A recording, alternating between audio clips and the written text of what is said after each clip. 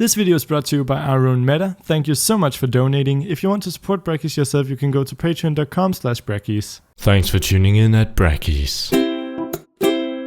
Hello everyone and welcome to this video on creating a multiplayer FPS in Unity. Today we'll be finishing off our user account / data synchronization system, and we'll do that by finishing off the player stats.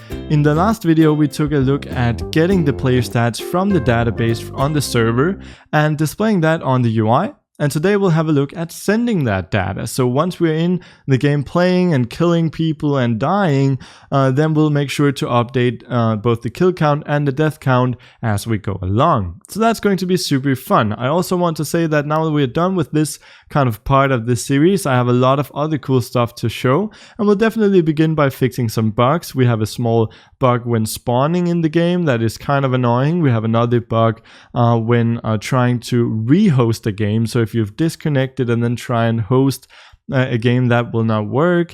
And I also want to do stuff like lock the cursor and maybe implement some larger stuff as well. So don't worry, there's plenty of stuff to be shown still. So without further ado, let's just jump right into it. So you can see that I'm here in Unity, and what I want to begin with is the user account manager. I don't want to change anything, I just want to highlight a single thing, and that is this public void send data method. And this is the very method that we are going to be using for sending data to the server. It simply takes in some data as a string. But first I want to put some code around this, because one thing that we could do is just every time we get a kill or a death, we could send some data to the server. But I don't think that's very efficient, and most games probably wouldn't do this, at least not if they had the reliability of our servers.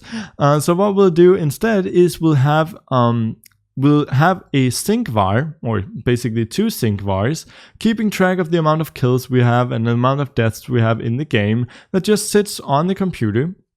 And then on a fixed timer, and also when we leave the game, we will then sync that data to the database on the server. So let's say every 20 seconds it's going to update those stats, or when we leave the game it's going to update them as well. So that's what we're going to be doing, and I think it's kind of exciting. And what we basically want to start with is creating these two sync variables. So if we find our scripts folder here and go under player, and then double click that, I think the player is a pretty relevant place to add these. So you could have them sit on a separate component, and we will make a separate component for syncing these, but for now we'll just have the variables themselves sit on the player. So we'll create a sync var here, and remember, sync var is just a way of marking a variable that uNet will then synchronize across all clients. So if it changes on one, it will be applied to all of the other clients as well. And this is going to be a public integer, and it's going to store the amount of kills we have. And we'll also have a sync var with the amount of deaths we have. There we go. And also on the player, if we scroll down here, is a method called RPC take damage. And this is called every time we get shot by a player, that gives an amount of damage, and that we then subtract from our current health. And if our current health is below or equal to 0, we die. So this is the method that we are going to be using as the central point of changing these variables. So you can see inside of our die method here, right under isDead would be a pretty relevant place to change these, because we are dying on the player here, we're setting isDead to true, and we're disabling all of these components and starting the respawn method. So let's just go in here and say deaths ++ or +=1. We just want to increase it by 1. Then what we can do is also maybe increase the kill count of whoever shot us. However, we don't actually in here have any information as to who was the one who shot the bullet. So let's actually pass this onto this function, and we'll also have to pass it into the RPC take damage. So let's retrace our steps a bit to find out kind of how these methods are called.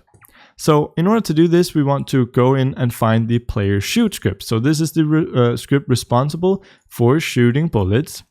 And we want to find the place where we fire and call the shoot method. So we find the shoot method, and this is called on the client. And it basically says that if we hit a player or something tagged as a player, we want to call command player shot. And this is a command, meaning it's called on the server.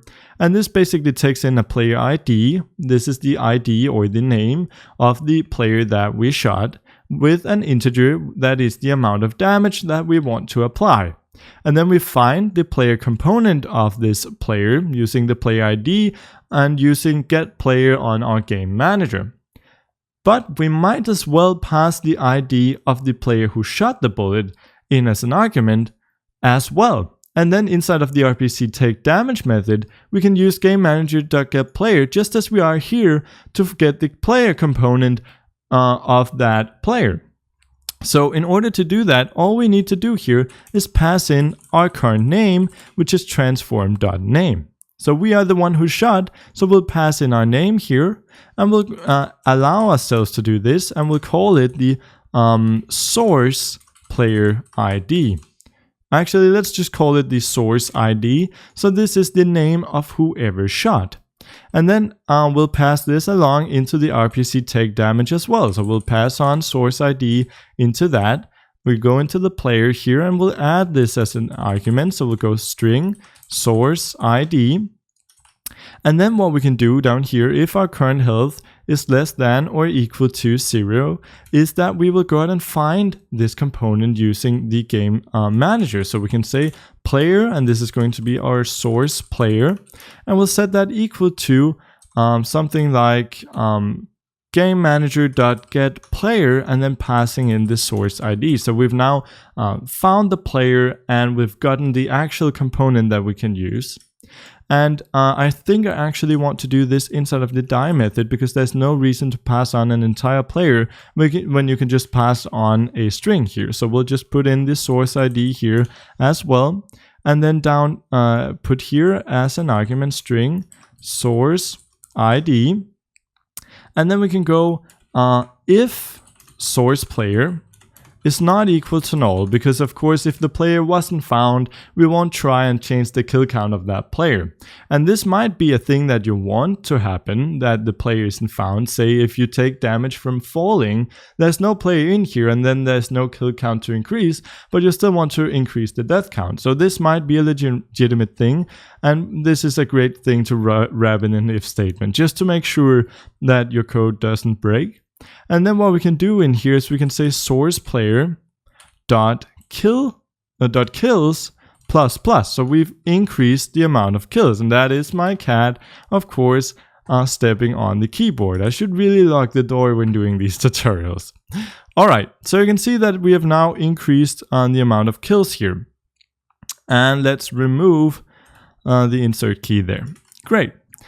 So the next thing is to maybe just test this out. So we'll just make a Windows build, and I used this before, but let's go ahead and make a new one. Just pressing Control B or Command B if you're on a Mac here. And all we really want to do is just, we actually don't even need to start at the login menu here. We can go straight to the lobby and go in here and hit play and create a room, and I'm just going to call this one test.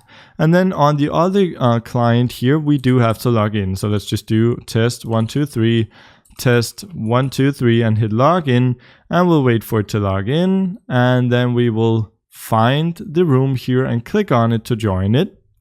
And once we are in, we should be able to now track these variables. So you can see that we're here in the game and we're here as well. And basically what I want to do is just go under the main level here and then find player 1 under the player script, and you can see the amount of kills and the amount of deaths. And for both players, that is currently 0. So if we go ahead and find our other player here, and that is the bug that I was talking about, where we spawn in the air and it's kind of weird, we will definitely change that. If we go ahead and kill him, you can see that the kills changes to 1, and on the other player, the deaths changes to 1. And we can go in and do this with the other guy here as well. So we can go ahead and kill our first player here and go ahead and have a look, and now they are both even in kills and deaths. So that is kind of great. So what we can now do with this is start to sync it on the network. So one thing I just want to do is that you notice maybe the level was a bit dark and looked a bit weird. That is because we have to go into our main level here, find our lighting here. If you haven't set this to auto, you could go ahead and set it to auto, but that might cause it to be a little weird when joining the game from the editor, because then the lighting might not be calculated. So what I like to do is I want to turn off auto and then just hit build a single time, and it's going to go ahead and do that for you, and that should make sure that it works both in the editor and in the client that you built. And then you just want to make sure that you set it back to auto whenever you want to do any changes to the level, of course, so that you can see your changes happening on the lighting system as well. Good, so now that that is fixed, we can go ahead and close this client, and let's take a look at syncing. So what I thought we would do here is we would find the player object, and we would create a new component, because I think this is going to be too much to have all in the player script, and we'll call this one the player score. And we can just create this as a C# script, and hit create an add, and then let's double click this to open it up in Visual Studio. And what we want to do here is first off get a reference to our player. So we'll go void start, and we'll require that component up here just to make sure that we have a player component sitting on the object, and we'll then create a private reference. So we'll have a player here. Let's just call that one player, and we'll set player equal to get component of type player right at the beginning of the game. And then what we can do is we can create some kind of method for synchronizing the kill and death count. So we'll create a void, something like sync score. And yeah, let's just call this one sync score. And you can see now that we have access to our the amount of kills and deaths that we've gotten so far in the game by simply going player.kills or player.deaths. However, we want this to be added on to the total amount of kills and total amount of deaths, because our player stats is of course the total, and we can't just go ahead and say something like user account manager dot instance dot set data or send data, and then going in here and then sending our kills and deaths, because we want to actually first get the data so we know how many kills and deaths we currently have, and then add on this new amount of kills and deaths. So in order to do this, we want to begin by using, of course, get data. And the way that we do this is that we add an on data received, and we only want to do this, remember, if user account manager dot is logged in. So if we're not logged in, this wouldn't make much sense to do. So we'll go ahead and call the get data method there, and we'll delete this as well. And then we'll add a new method down here that will be something like on data received. And someone called out that I spelled received wrong in the previous video. I hope this is right. And we'll close that off there. And that is the data that we want to be called. And then we put in a string here with the data. So what we can now do here is that when we decide to sync the score, we request to get the data. When we actually receive the data, we will then process it. We'll add on the new the amount of kills and deaths, and we'll send that total amount back to the server.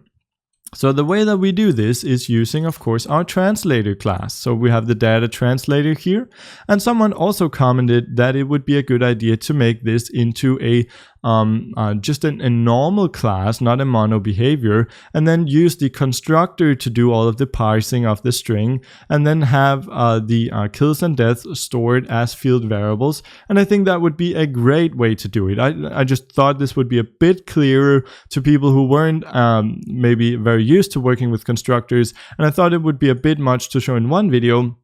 This is a very simple setup, but if you want to go ahead and do that, it will definitely be better, because you only have to parse the string once, and things might make a bit more sense. So you are very free to go ahead and actually do that. Just wanted to mention that. So we have the public static int data to kills and data to deaths. So let's go ahead and use that. So under our player score here, we now have the data here. So we'll get an integer with our kills. and we'll set that equal to our data translator dot data to kills, and we'll pass in the data here, and we'll do the same with deaths. So int deaths equals data translator dot data to deaths, and we'll put in the data there as well. And one thing that we maybe do want to note is that we only want to do any of this in case we actually have gotten some kills and some deaths. So in case our score is just 0 and nothing has changed, there's really no reason to sync the score. So all the way up here, before doing anything else, we can go in and say if player dot kills is equal to 0 and player dot deaths is equal to 0, well, then we can just go ahead and hit return. There's really no reason to sync and update these variables if they haven't changed at all. And I'll have a sip of water. There we go. That's better for the voice. And now we can continue. So something has changed. We get the data, and we get the amount of kills and deaths from that data. And then we want to add on our new kills and new deaths. So we'll go int new death count or something like that, or new kill count. New kills, we'll just say here, is then equal to player.kills, so the amount of kills that we've gotten, plus our total kill count, and int new deaths is equal to player.deaths plus our total death count. There we go. And then we can actually convert this back into some data, because we then want to use, of course, user account manager dot instance dot set data or send data. I keep saying set data, and we want to put in some data here, some new data. However, my language is so broken today. However, we need to convert these two integers into some data that we can use. We need to embed them into the string as we've done before. So how do we parse them into a string? Well, we create, of course, another helper method for this. So we go into our data translator here, and we create a new method, and this is just going to be a public static string, and it's going to be called values to data. And it's going to take in an integer with the kills and an integer with the deaths, and then it's simply going to wrap that into our string. So it's going to format it in a way so we have our kill symbol first, and then we have the amount of kills here, and then we add the separator, the data separator, then we add the death symbol, and then we add the amount of deaths. And that is all we need to do. So it will just throw that right back, so we get it in a correct format. And this is going to be our new data, and it's going to be equal to then data translator dot values to data. And the values here are going to be new kills and new deaths. Cool. So that all seems to be fine. And then we can maybe put in a debug.log statement here, just saying something like syncing, and then we'll put in data. Actually, of course, we want to put in new data. So we will just, it will just debug.log what our new total kill count and our new total death count is in the way that we've chosen to format it here before sending it off. Cool. So this should all be working. However, we currently don't call sync score in a way. So what we really want to do here is put it on a timer. That is my suggestion, at least. You can, of course, if you have very specific points in your code where you are going to get a kill or death, or you want to change this data, just put a sync in there right away. That might be on level ups. I really think that if you level up, it's something that it should synchronize right away.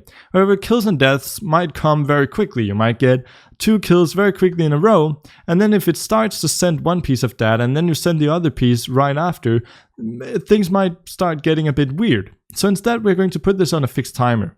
So the way that we do this is just using a coroutine. So we'll turn this into an enumerator, and we'll call this the sync score loop. Just to be very clear about what this is, it's just a loop that will reiterate every time some amount of seconds has passed. So we'll just go ahead and start the coroutine called sync score loop, There we go.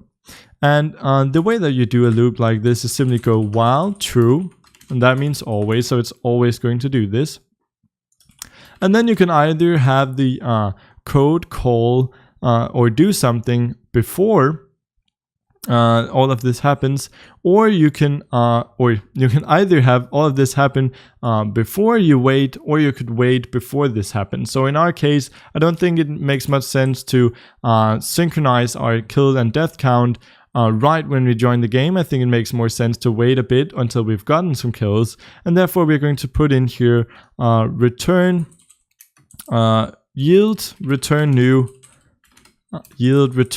new wait 4 seconds, and we're going to put in something like 20 maybe, but right now when we're testing, I'm just going to put in 5, so that's fine. And of course now we can put in return here, so this might be kind of annoying. So what we'll do instead is we'll just put it down here, and it's going to make absolutely no difference.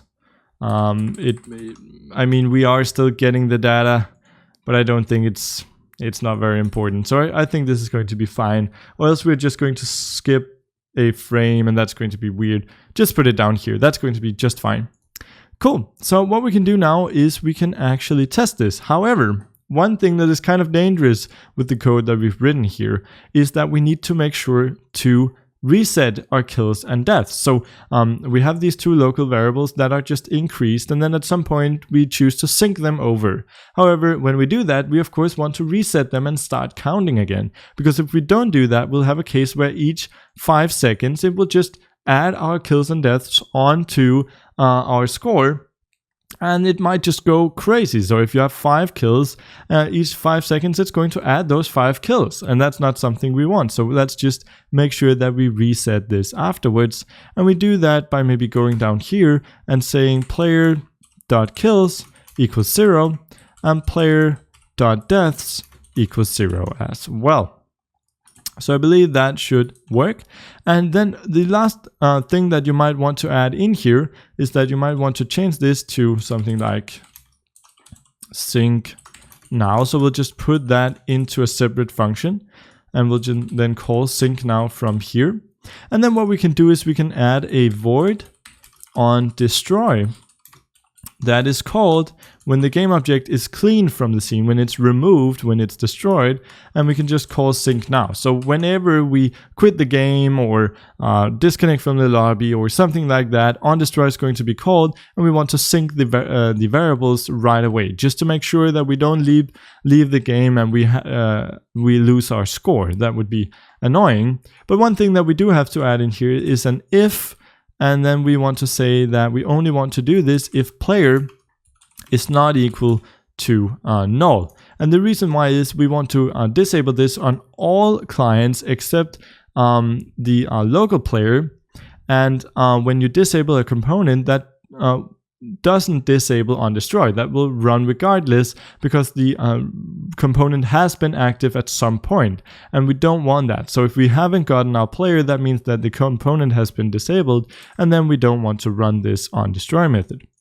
If that makes sense, great. If not, great. Let's just continue here. So what we can then do is we can find our player, and we can go under our player setup, and we can drag our player score script under the components to disable. And this is important because we only want to do this locally. Cool. So I believe that was all. Kind of scary. Let's try and see if that worked. Alright, so I was just setting up these two test users that would have 0 kills and 0 deaths that we could use to see whether or not the system was working, and I had this sudden realization that I had been a moron and had a huge brain fart, and that is when we created the public integer kills and deaths under the player object, I marked those as sync variable. And that might logically make sense because we might want it to sync. However, if we take a look at where we are setting them, down here under the RPC take damage, this is an RPC. That means it's called on all clients. And so when we die and increase and decrease the kill and death count, we do that on all clients and then try and sync it out. and that will just lead to a bunch of problems. So instead of marking those as sync variables, we can just leave them as normal public integers. So make sure to delete those 2 tags before continuing, or you will get some weird behavior. So you can see I've set up test 1, 2, 3, 4 and test 1, 2, 3. And I'm just going to create a test room on test 1, 2, 3 here. And you can see that the lighting bug has now been fixed, so that is nice. And we can refresh the list here and go under test room. And we should see that joining and the lighting working here as well. So you can see that when we get in the room, what I want to do is I want to shift over to our Unity player here, and he is player 1, and you can see currently his kills and deaths are 0. But if we go ahead and shoot this guy, we should see our kills go up by 1, and then in a second here we should see it go back to 0. There we go. And down here it says syncing kills 1, deaths 0, and that's because of course these variables are reset whenever we sync that information over to the database. So if I now go ahead and kill this guy once more, we should see it going back up to 1 and then back down to 0, and now it says syncing kills 2, deaths 0. And if we go over to the other player here and try and kill our Unity player,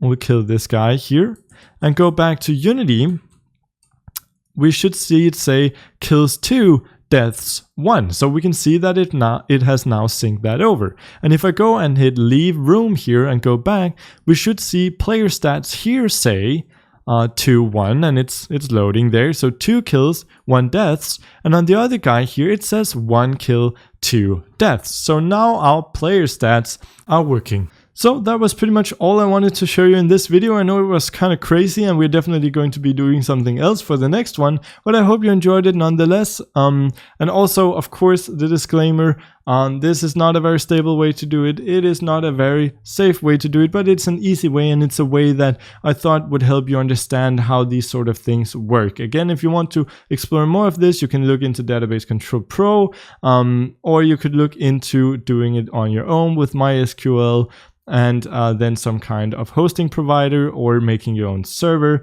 But yeah, I just wanted to show you how it works, and I hope you enjoyed it. And without further ado, I will see you in the next video. Thank you so much to all of the awesome Patreon supporters who donated in August, and a special thanks to Aaron Meta, Robert Roche, James Calhoun, Vixian P, and Andrew K.